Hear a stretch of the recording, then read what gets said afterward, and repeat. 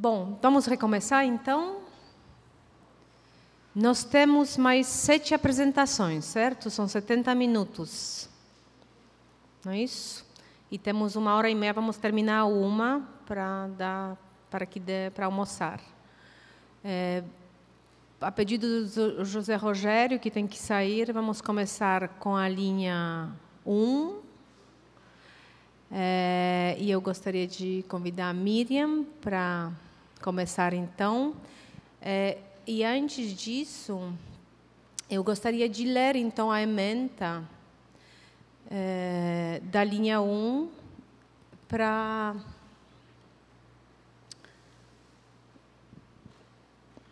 sintonizar, então.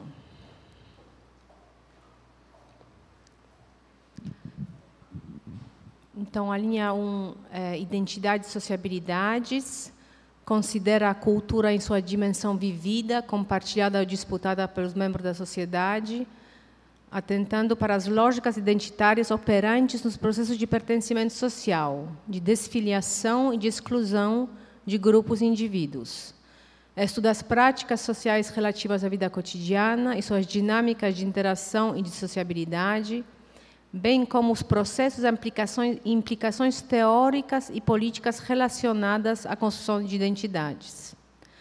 Aborda questões como processos diferenciados de apropriação do espaço lúdico e desenvolvimento humano, o direito às diferenças étnicas, etárias, de gênero, nacionalidade, etc., o multiculturalismo, as convergências e dissensões suscitadas pelo vínculo e diferentes tradições religiosas. Então, convido a Miriam, a professora Miriam, para aqui para compartilhar com a gente.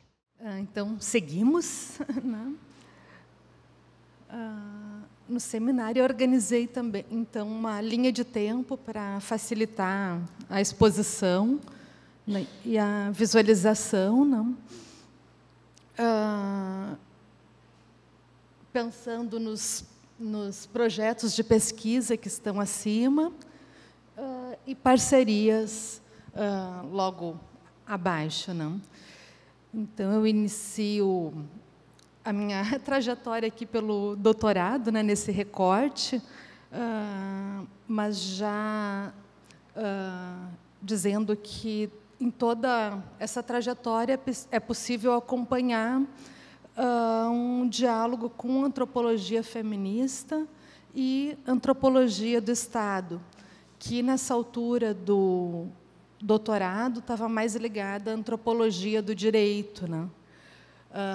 A partir da tese que foi intitulada, então, Universo Legal em Ato, a construção de categorias jurídicas de violência sexual, pensando as leis não como um conjunto em abstrato, mas como resultado, como práticas negociadas na delegacia que constroem tipos penais, né? E também da perspectiva de uma antropologia feminista e, no campo das políticas, usando autores como Rémy Lenoir para pensar um modo como violência de gênero, e especificamente violência sexual, foi construída como um problema público, merecedor da atenção pública, né? E trazer as lutas sociais e ativistas feministas nesse contexto de construção desse problema social em um problema público. Né? Essa tematização, então, é decorrente, por um lado, da inserção na antropologia, no núcleo de pesquisa NACE, Núcleo de Antropologia e Cidadania, também colega da Laura e do Christian, no mesmo núcleo de pesquisa, na URGS.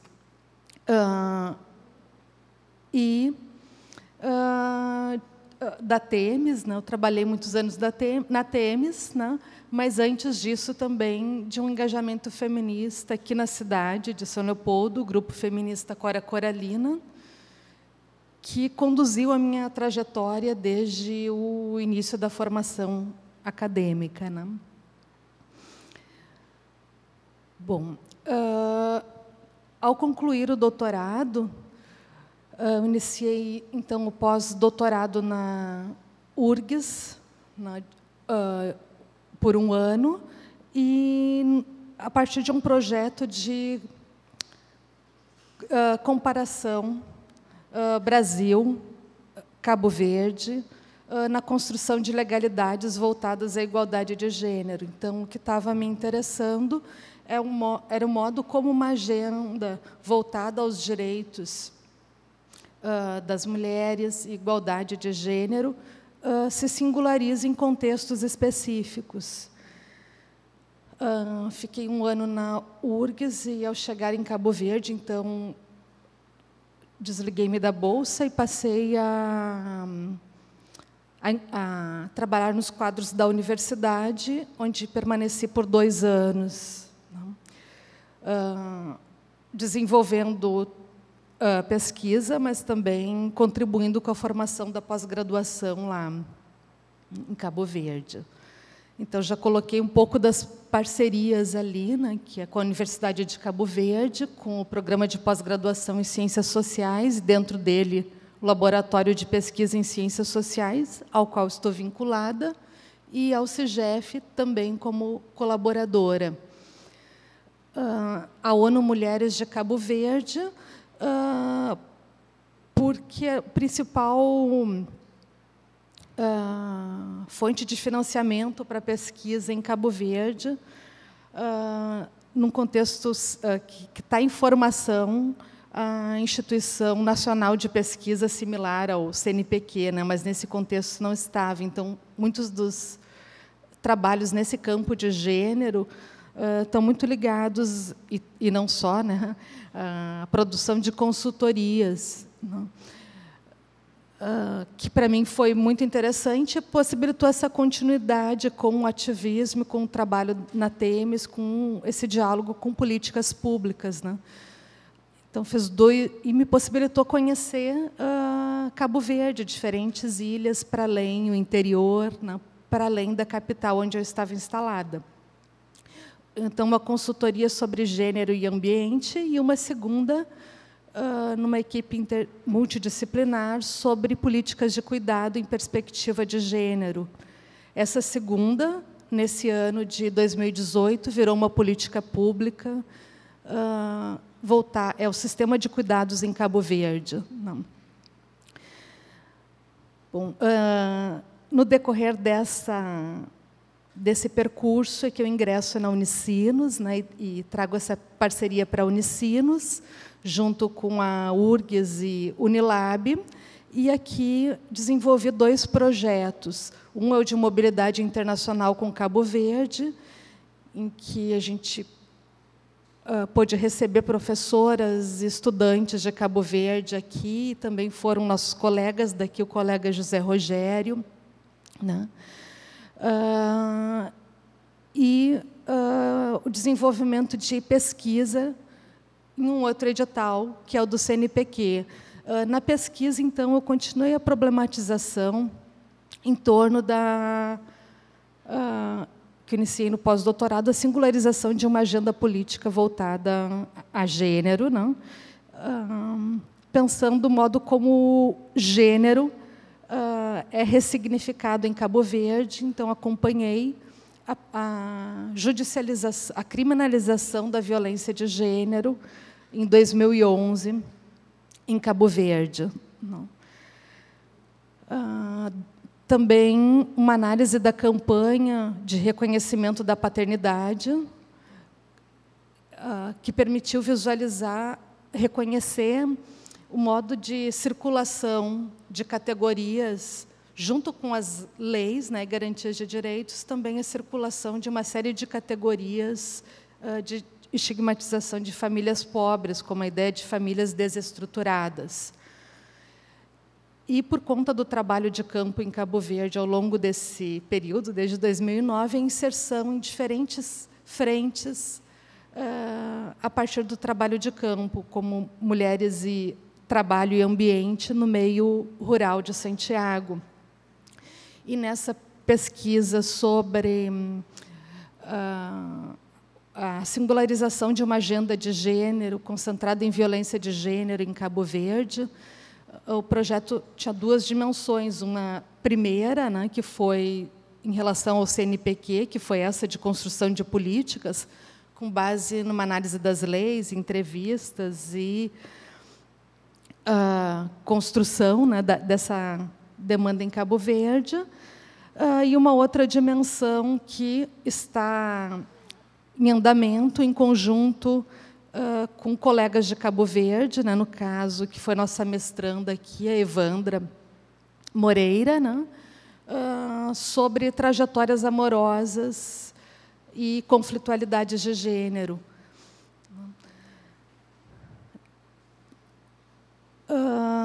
Mais recentemente, nesse ano de 2018, então, um novo projeto de pesquisa sobre gênero em perspectiva, reflexões epistêmicas Sul-Sul, principalmente pensando na cooperação Sul-Sul, que desde dos anos 2000 foi incrementada por vários editais da CAPES, CNPq, e já construiu uma sólida produção acadêmica nesse sentido. Então, a pesquisa visa uma análise dessa produção a partir do estudo de caso em Cabo Verde, né, sobre essa visão do outro lado do Atlântico sobre a cooperação com o Brasil. E esse trabalho é feito em parceria com a Universidade de Cabo Verde, com a professora Eufêmia Vicente Lopes, e aqui na URGS, professor José Carlos Gomes dos Anjos, e no CESA, Centro de Estudos Africanos da Universidade de Lisboa, Yolanda Évora. Bom, então, sobre aprendizagens, né, destaco o trabalho colaborativo, né, e essa trajetória de parcerias que acaba interferindo nos nossos temas e conduzindo a vida acadêmica, né, não só por parte da Temes, mas como Cabo Verde também, né, desde a perspectiva de um trabalho colaborativo e envolvendo a reciprocidade de circulação e de construção. Enfim, né? Então, como agenda atual, é uma apresentação a jato, né? A gente nem se dá conta de que deveria ter treinado. Agenda de pesquisa, então, sobre dinâmicas de gênero em Cabo Verde, em diferentes frentes, né? Justiças e gênero e desigualdades interseccionais, que é um trabalho a partir de orientações aqui em São Leopoldo, do mestrado com a Vitória Azevedo, do doutorado com a Thaís, e os projetos que entrou em vigência esse ano e que segue até o final do quadriênio 2020. Tá bom. É isso. Obrigada.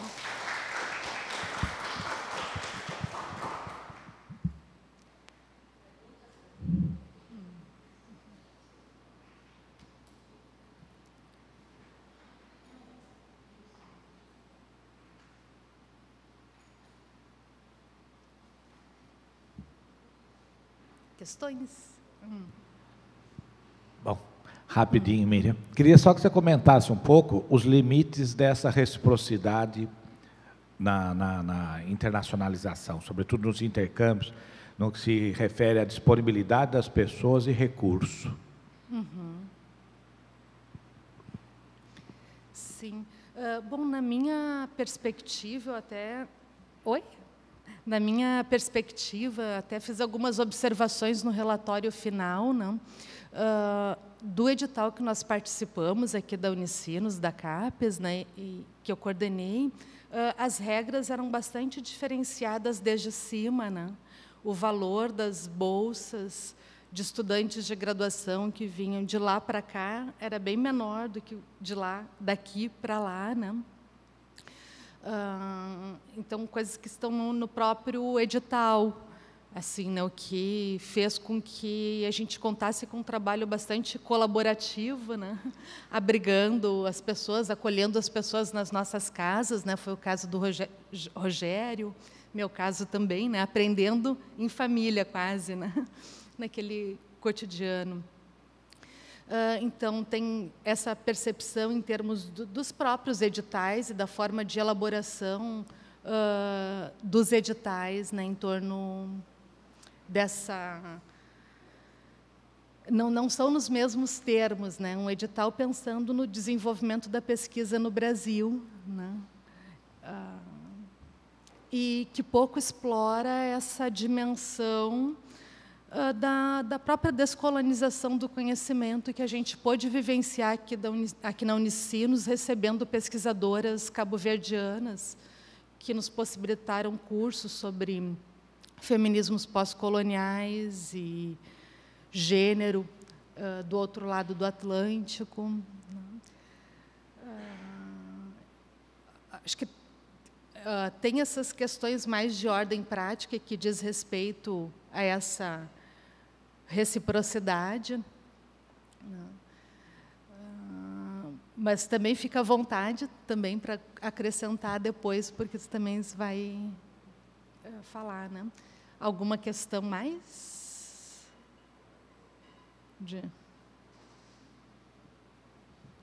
Seguimos. Bom dia ainda, boa tarde já também para todos. Eu quero agradecer o atendimento da solicitação. Eu vou ter que sair um pouco antes da 1, porque esses períodos, a gente já tinha conversado antes, são períodos de muitas bancas, né? E eu tenho um compromisso agora na URGS, que já estava agendada, então não tem como me desfazer disso. Eu vou fazer a apresentação aqui, e de cara já quero dizer que eu aproveitei a apresentação que a professora Mônica mandou. Num primeiro momento, eu achei ela muito curta, mas depois eu fiquei pensando um pouco, enquanto eu olhava para minha filhinha nova lá, e aí eu achei que era um bom exercício de objetivação, a proposta de um bom exercício de objetivação. Então, eu segui, né, peguei ela e segui essa proposta nesse sentido, né. E eu vou começar, então, já também dizendo que a minha opção nesse sentido de objetivação foi escolher um ponto de partida. E eu ignorei, já de cara, 19 anos anteriores de trabalho na Universidade de Taubaté, em São Paulo. E vou partir já do período aqui da Unicinos, né, da entrada da Unicinos aqui em 2005. A única coisa que eu mantive lá de Taubaté, ou da universidade anterior, era o projeto, que era um projeto que eu desenvolvia lá e que depois eu concluí aqui, que se chamava Imagética da Devoção, estudo sobre formas de representação da ética popular através de iconografia religiosa, né? Que era uma parceria que eu tinha lá da Unital e a PUC de São Paulo, né? E botei esse para justificar os projetos que vieram na sequência aqui na Unicinos, no ingresso meu da Unicinos, né? E excluí um outro também, que já tinha aqui, eu excluí uns 2 projetos aí, porque eu acho que realmente não interferem nessa linha do tempo. E parti do princípio de que, aqui na Unicinos, na sequência desse projeto que eu desenvolvi em Taubaté, eu trabalhei com 3 projetos, né, entre 2005 e 2011, mais ou menos. Um era o Santos da Crise, tentando entender a emergência de certos santos usados nos meios populares em relação com sistemas de proteção social. Um segundo, que era os sistemas abstratos e a produção de reflexividade na religiosidade contemporânea, um pouco na linha da influência do Giddens, né, de sistemas abstratos, modernização reflexiva, tentando entender o efeito disso na vida religiosa, sobretudo estudando festas. E o terceiro, devoções marianas, agenciamentos tecnológicos e reflexividades. É um desdobramento do anterior aplicado ao Rio Grande do Sul, sobretudo, e às devoções marianas aqui no Rio Grande do Sul. Esse terceiro se deve ao fato de que os orientandos que eu tinha aqui estavam direcionados a esse tipo de trabalho, né, de pesquisa, então eu objetivei o projeto para atender um pouco esse campo de orientações. E com isso eu quero dizer um aspecto que é também básico, eu acho, que nesses projetos. Todos eles, independente de parcerias externas, tiveram alunos. PIBIC, mestrado, doutorado, participando e compondo a equipe. E todos tiveram financiamento de agências externas, tá? Esses primeiros aí, CNPq, FAPEGs, e, na sequência, essas agências foram se mantendo até o LAPCAB, onde entra a CAPES. Depois teve um convênio aí com a Universidade de Pernambuco para o projeto Saúde, que é aplicado à questão da saúde mental, redes e determinantes sociais, né? É coordenado lá pelo pessoal da Federal de Pernambuco, o nosso parceiro, o professor Breno Fontes, e eu trabalhei na coordenação do projeto aqui na região sul, tá? Mas considero importante pelo âmbito que teve esse projeto de estudo nacional, né? A sua abrangência dá uma perspectiva muito interessante de aprendizado e de participação em pesquisas também. E aí tinha também, eu não coloquei, porque era uma parceria mais da UFPE, o SES e a Universidade de Angola, tá? Na sequência, um outro projeto que eu também participei, coordenado pela Miriam, né, esse interno aqui da Unicinos, junto com a UniCV, que é Dinâmicas de Gênero em Cabo Verde, né, que teve, a Miriam já falou, né, e não tenho nada para complementar, a não ser dizer que ele proporcionou 2 meses de mobilidade em Cabo Verde, que para mim foram extremamente importantes. Eu já tinha tido uma experiência anterior no projeto Imagética da Devoção, no México. Agora, o de Cabo Verde gerou uma alteridade que eu considero mais importante para a perspectiva dos meus projetos, tá? E aí, retomando na sequência, mais recente agora, de 2013 para cá, um projeto também coletivo com os colegas de São Paulo e os colegas da educação, do PBG de Educação da Unicinos, que é colecionismo, agenciamentos coletivos e patrimônios culturais, que é a ideia de como é que sujeitos que têm coleções privadas agenciam essas coleções em contextos de patrimonialização cultural, sobretudo em cidades que sofreram ou passaram por desastres, pelo que uma antropóloga indiana, Viena Das, vai chamar de evento crítico, né?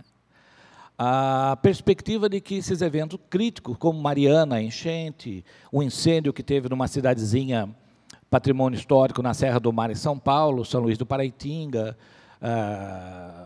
ainda em Mariana também, o incêndio da igreja, de uma das igrejas principais, tal. Como é que esses eventos críticos criam um sofrimento social, desestruturação, que a Viena Das vai trabalhar, e aí eu entrava nessa discussão tentando ver como é que essas coleções privadas auxiliavam a recompor uma autoestima da população e a retomada dos projetos de patrimonialização. E um último projeto, que é um projeto desenvolvido aqui desde 2010, começou quando eu estava na coordenação, com uma verba da CAPES, né, do PNPD, e depois avançou para para 2 projetos na FAPEGS, que é a minha grande referência de pesquisa hoje, né, que é o Laboratório de Políticas Culturais e Ambientais no Brasil. E que, para além do próprio laboratório, que contou na sua instalação com verba da CAPES, depois teve mais 2 projetos que foram financiados pela FAPEGS. Políticas Culturais Ambientais, Comunidades e Patrimônios no Brasil, e o atual, do latente ao manifesto, Biojoias, Regimes de Valor e Inovações, trabalhando com a ideia de inovação conceitual e inovação normativa, né? E um que está entrando agora, mas é futuro decorrente disso, a fabricação da nação, os frames turísticos e os agenciamentos sobre patrimônios culturais. Esse projeto ele tem uma abrangência enorme, né? Ele tem servido para a gente aqui de diversas possibilidades de atuação, né? Eu só listei aí os parceiros mais regulares, né? E os mais recentes, né? Agora, internamente aqui na Unicinos, por exemplo, tem que citar que, além de alunos e pós-doc, nós tivemos também um período aí a participação da professora Miriam. Tá? Bom, lições aprendidas. Questões também objetivadas, né, num enunciado simples, mas que são complexas, né, não vai dar para desenvolver aqui. Mas eu acho que o básico, nunca pesquisei sozinho. Então, elaboração e desenvolvimento de projetos e pesquisas em rede. É um aprendizado dolorido, mas é extremamente importante, né, porque tira a gente dessa pretensa autonomia de trabalho e de produção de conhecimento, né, que é muito característica dessa lógica eurocêntrica. Né. E a outra é a gestão dos processos de produção acadêmica. E aqui vai, desde da escolha de um tema, passando pelo financiamento, pelo projeto, pelo edital, até produção acadêmica mesmo, teórica, né, em artigos e revistas. E um outro processo que eu acho que é importante, que para mim aconteceu de 2010 a 2013, que também foi extremamente importante para isso, que é a coordenação no PPG. A gente não pode esquecer que isso também está incluído nessa gestão dos processos de produção acadêmica. A minha agenda atual, né, ela se mantém em função de coisas que estão acabando, as agências de colecionadores, por exemplo, e em torno do projeto mais estruturante, que é o do LAPCAB, né, que é Políticas Culturais, Patrimônios Culturais e as concepções de inovação normativa e inovação conceitual. As parcerias maduras, né, que eu tenho colocado aí nesse processo. Um GT, no encontro de estudos multidisciplinares da cultura, da Federal da Bahia, que eu coordeno com um colega de Minas Gerais. O Seminário Internacional de Políticas Culturais da Fundação Casa Rui Barbosa, com a colega Lia Calabre. O Seminário de Políticas Culturais e Ambientais do próprio LabCab, a gente já fez um aqui na Unicinos, fizemos um na Unifei e vamos retomar a partir do ano que vem. GTs da Ampox, ZABA, não há um específico, né, porque eles funcionam por edital. O Grupo sobre Naturezas aí da URGS, da PUC, o Observatório da Diversidade Cultural da Estadual de Minas Gerais e da Federal da Bahia, o PPG Desenvolvimento Rural da Federal de Tocantins, onde eu atuo como professor no doutorado desde 2014, o PPG Desenvolvimento, Tecnologia e Sociedade da Universidade Federal de Itajubá, e o Núcleo Interdisciplinar de Pesquisa e Práticas Contemporâneas da Unital, São Paulo, que eu fundei quando estava lá e que trabalho com os colegas hoje. Encerrando, agenda futura, né? Como a agenda é 2020, é o período em que esses projetos agora estão encerrando. Políticas culturais, patrimônios culturais, inovações normativas e conceituais. E na sequência que começa esse ano e que deve se estender até 2021, um projeto sobre frames turísticos, né, e processos de patrimonialização cultural em Brasil, México e Cabo Verde. No caso de México, a gente está trabalhando com a professora Natividad Gutierrez Chong e em Cabo Verde com a professora Celeste Fortes, que é da Universidade de Cabo Verde, mas atua no campo de Mindelo. Tá? É isso, gente. Obrigado.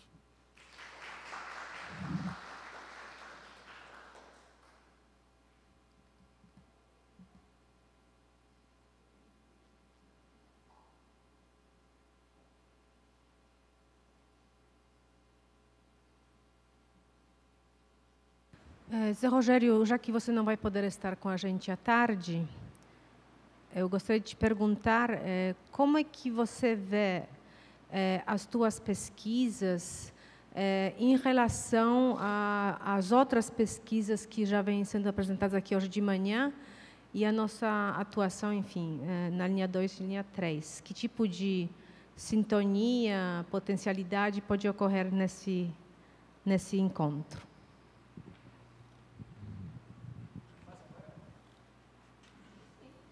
A minha pergunta é bem informativa, porque eu acho que os alunos e professores mais recentes não acompanharam, né, esse processo do LabCab e também, se eu não estou enganado, ele está associado também a um conjunto de equipamentos que nós temos lá embaixo, naquele edital que você liderou, não é? FINEP. Exato, Então, talvez falar disso também, que não tem uma relação direta e automática, eu penso, mas converia talvez informar, né, aos colegas aqui a respeito. Isso.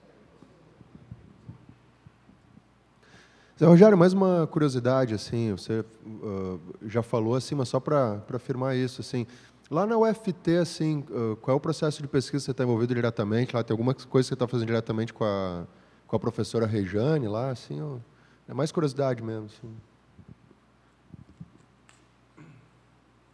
Tá. Começar? Bom,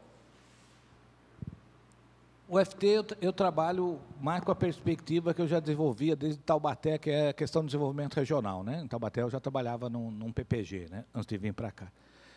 E a ideia básica ali é que eu trabalho com esses estudos de políticas culturais, sobretudo inovações normativas e conceituais, aplicado ao desenvolvimento regional, né? Então, tem uma linha específica lá que eu trabalho nesse sentido. E a aproximação com os professores lá, como a Rejane, que o Christian colocou, que é antropóloga, se dá bastante recentemente em função do conhecimento que ela tem das etnias indígenas na região, né? Mas eu atuo mais com as comunidades quilombolas no Jalapão, sobretudo as que são produtoras de biojoias, né? Como as comunidades do Mumbuca, que é mais famosa, e os desdobramentos do trabalho desses quilombolas num contexto dos mercados culturais contemporâneos, tá? O projeto, sim, do LabCab, ele se estruturou sobre 2 editais, né? Um edital era o do PNPD, que era envolvido em flexão tecnológica, e é por isso que o LabCab, para além do Laboratório de Políticas Culturais Ambientais no Brasil, era 2 pontos: gestão e inovação, né, do ponto de vista das inflexões tecnológicas e reflexividades que deriva desses sistemas abstratos tecnológicos, segundo o Guiden, né? E aí veio as bolsas de PNPD, que foram o início do projeto. E depois, na sequência, o projeto de infraestrutura para universidades privadas, do FINEP, que os coordenadores da Humanidades aqui desenvolveram também, já no final lá da minha gestão como coordenador, em 2013, e que resultou nos laboratórios. Todos os projetos dos 4 PPG resultaram num laboratório lá que estão instalados no 2º andar do nosso prédio lá, do B9, né? Especificamente da área das ciências sociais, em conjunto com a história. Eu desenvolvi o projeto junto com o Paulo Moreira, na época. É o laboratório de documentação que existe lá e o laboratório lá de registro e produção audiovisual, né, que é mais especificamente voltado ao nosso projeto. Que estão lá instalados e que estão disponíveis para professores, alunos, da graduação até o doutorado. Sobre essas sintonias, Mônica, eu acho que as sintonias elas estão abertas em função de proposições e de perspectivas de reciprocidade. Agora, se eu for falar em torno de 14 anos aqui já de experiência da Unicinos, né, eu digo que essas questões, às vezes, estão muito relacionadas a trajetórias que se constroem em comum, né, e que têm a ver com operacionalidades bem concretas mesmo, né?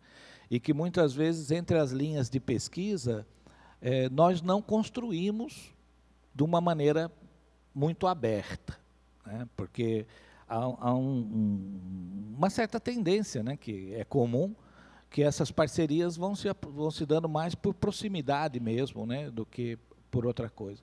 Mas eu acho que essas sintonias devem ser trabalhadas sempre numa perspectiva o máximo possível de buscar reciprocidade. Onde há resposta e iniciativa de reciprocidade, eu acho que há sempre abertura para que essas sintonias aconteçam, tá? Então tá, bom dia. Bom, quebrei tudo. Então, dá para ver. Então, eu sou da linha 1, né? Meu nome é Carlos Gadea, que está ali na frente. Então, eu dividi a minha apresentação, rápida, em 10 minutinhos, em 2 grandes projetos que eu trabalho, tá? Então, vou partir desde agora para ir para trás, certo? São 2 grandes projetos que atualmente me estão dedicando e tirando o sono. São projetos que, de fato, tratam sobre temáticas bem distintas, por isso que são... temos que prestar atenção nesse sentido. O primeiro projeto, que tem a ver com a minha Bolsa de Produtividade, a renovação da Bolsa de Produtividade, que vai até 2021, é Sociabilidade Juvenil, Intervenção Urbana e Cultura Digital, os parques e bibliotecas de Medellín como política para jovens em situação de vulnerabilidade social. Este projeto de pesquisa, obviamente, tem seus antecedentes e faz parte de toda uma trajetória de pesquisas que venho desenvolvendo na temática de juventude e violência urbana. E um pouco esse projeto, então, o que pretende abordar é tentar ver como a experiência de Medellín na Colômbia, a partir do que se chama de paradigma da intervenção urbana, se transforma em um exemplo que pode ser levado a sério para aplicar aqui no Brasil como política para a juventude e inibir situações de vulnerabilidade e violência urbana. Digamos que este projeto, então, não vem do nada, vem de toda uma série de projetos e de atividades de pesquisa que foram desenvolvidas no âmbito do Observatório Juvenil do Vale, junto ao padre Hilario Dick, e a bolsistas de iniciação científica, alunos de mestrado e doutorado, desde mais ou menos 2009 e 2010 para cá. É um pouco o ponto, digamos, de enlace desse projeto, é uma publicação de um livro que está aqui, publicado em 2015, publicado aqui em Porto Alegre, e que tem a ver um pouco como resultado deste trabalho de consultoria à Secretaria de Justiça e Direitos Humanos do Governo do Estado, feita entre 2012 e 2014, que se tratou de um diagnóstico sobre a juventude e a violência em 4 barrios de Porto Alegre: Rubem Berta, Lomba do Pinheiro, Restinga e Cruzeiro, Vila Cruzeiro. Ao mesmo tempo, essa pesquisa, outras que fiz paralelamente e que, digamos, que antecederam a esa, foi também um diagnóstico sobre a violência juvenil no município de Esteio e outro foi sobre a violência juvenil em Sapucaia. Estes trabalhos de consultoria, digamos, me foram dando bastante força para me dedicar com bastante, digamos, interesse ao tema da juventude e da violência urbana, e era um tema que abordava, mas que não era tão, enfim, que não foi o que me constituiu, digamos, dentro do âmbito da sociologia, porque eu vinha mais da teoria dos movimentos sociais, da ação coletiva, da teoria sociológica, mas de fato rendeu muito e eu terminei me dedicando e foi muito interessante. Então, toda uma linha minha tem a ver, então, com violência urbana e juventude, que tem a ver com este projeto que estou desenvolvendo e que sua trajetória está aqui, e que obviamente nasceu então em 2008, 2011 com uma pesquisa financiado com o edital universal de CNPq, com este projeto que se chamou Violência Urbana em Situações de Conflito, uma análise sobre jovens negros na região metropolitana de Porto Alegre. Aqui, digamos, há uma espécie de divisor de águas sobre uma temática que também aqui se dividiu em 2 partes. A primeira, o tema da violência urbana e juventude, que é o que eu estive falando agora, uma linha de pesquisa, e a outra, a questão da negritude e as relações raciais, e que fez parte também de outra pesquisa anterior que tem a ver com memória e que é outra linha da minha atuação em pesquisa, com memória histórica e a construção de identidade negra, que foi outra pesquisa de 2008, 2011, que foi com a que conquistei a minha primeira bolsa de produtividade de CNPq. Digamos que então venho de uma trajetória e a minha linha de pesquisa tem a ver com violência urbana e juventude, mas também se conecta com a questão da negritude e jovens negros, fundamentalmente. Não trabalho com a noção de africanidade, sino que trabalho com a noção de pós-africanidade, justamente. Não alio a negritude a uma recuperação da África, sino que trabalho com a noção de conflito via teoria das interacionistas, principalmente com o primeiro, digamos, o Simmel, que foi um clássico que traz todo o tema do interacionismo. E, obviamente, então, aí tem a primeira produção, que foi a minha bolsa de pós-doc, na Universidade de Miami, no Centro de Estudos Latino-Americanos, junto a George Giudice, com este livro chamado Negritude e Pós-Africanidade, Crítica das Relações Raciais Contemporâneas. Nesse livro, digamos, eu faço um trabalho meio conclusivo, e a partir dali não fiz mais trabalhos nessa área sobre relações raciais e o tema da negritude, e onde eu desenvolvo a noção de pós-africanidade. Esse trabalho, obviamente, onde trabalho de certa forma com estudos culturais, tem sua base epistemológica, filosófica, enfim, na minha tese de doutorado, y que de cierta forma fue incorporado algunas temáticas, algunos capítulos en un libro que publiqué en Cuba en 2017 llamado Fragmentos de la Posmodernidad, Cultura Política y Sociabilidad en América Latina, y que menciono porque tras otros temas más que a mí también me interesan, que tienen que ver con la cultura apolítica en América Latina, y que se relaciona con estudos culturais e América Latina e meu outro grande projeto que estou desenvolvendo agora, e então a minha segunda linha de atuação, que para mim é muito interessante. Que então, primeiro, violência urbana e juventude, segundo, então, estudos culturais na América Latina e no Brasil, reflexões sobre política, identidades e populismo cultural. Este proyecto, en real, es un proyecto que vem sendo amadurecido a partir de algunas presentaciones en ANPOX y en la Sociedad Brasileña de Sociología, algunos eventos, donde justamente tento ver cierto nexo, cierta alianza entre la producción académica dentro de los estudios culturales latinoamericanos y el populismo, o los neopopulismos o progresismo en América Latina. Veo un nexo importante en lo que tem sido, por ejemplo, las experiencias populistas en América Latina recientes, por decir algunas, conocidos Venezuela, Nicaragua, Bolivia, Brasil también con el lulismo, y cómo eso tem reproducido en la academia con producciones académicas que, por exemplo, os trabalhos sobre a decolonialidade, epistemologias do Sul e tudo isso, e como isso, de certa forma, tem incidido nos estudos culturais. Então, de alguma maneira, essa pesquisa tem a ver com a noção de trazer as noções de alguns autores ingleses sobre populismo cultural, principalmente dos anos 80 e 90, e de que maneira podem repercutir em toda essa discussão dos estudos culturais latino-americanos. Os estudos culturais latino-americanos, até os anos 2000, há um consenso de que dizem de que fundamentalmente se despolitizados. Então, que se nas suas origens, na escola de Birmingham, os estudos culturais tinham uma forte carga política e de grande incidência na medida que havia uma politização das identidades, nos anos 2000, muchos diagnosticaron, entre ellos, por ejemplo, Carlos Rincón, en un famoso libro justamente sobre estudios culturales y interaccionismo simbólico. Él dice que en los años 2000 los estudios culturales se despolitizaron. Até os anos 2000 é verdade, mas eu não concordo na medida que, para mim, a partir dos anos 2000 há uma nova politização dos estudos culturais, e isso que tento pesquisar justamente com o que eu entendo que é essa aliança que tem a ver com muitos intelectuais que se aderiram a esses governos populistas ou progressistas na América Latina e como eles incidiram em, por exemplo, a implantação de políticas públicas e tudo isso. Todo isso tem a ver também que outra linha de atuação minha que tem a ver com movimentos sociais. Eu entro na sociologia, eu sou historiador de formação, parece que estou vendendo sorvete na praia, né? Gritando assim, e rápido falando, porque são 10 minutos, né? Chocolate, morango, bom. Acciones colectivas y modernidad global, el movimiento neozapatista, un libro que publiqué en México que tiene que ver con o análisis del movimiento zapatista de México y que es, digamos, una tercera línea mía de actuación que tiene que ver con acciones colectivas y movimientos sociales.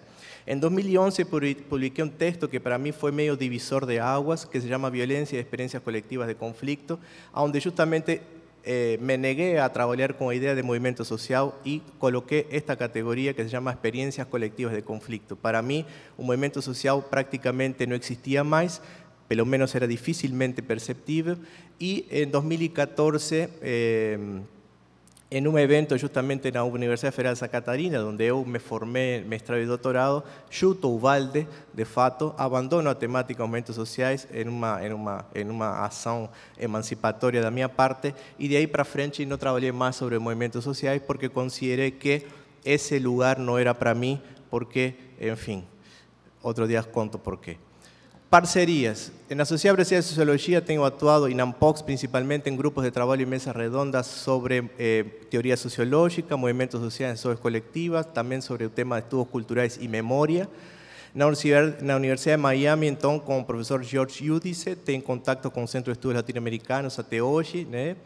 Por ejemplo, convidé ahora para presentar un texto en nuestro dossier de estudios culturales.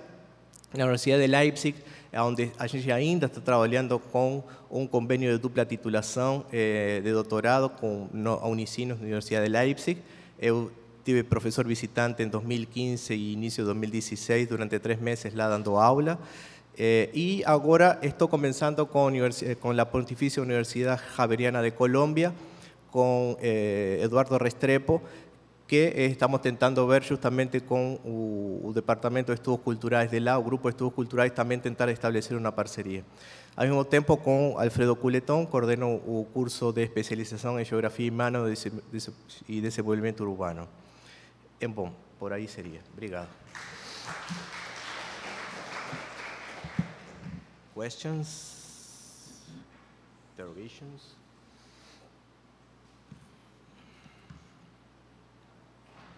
Muito obrigado. Então, José Ivo,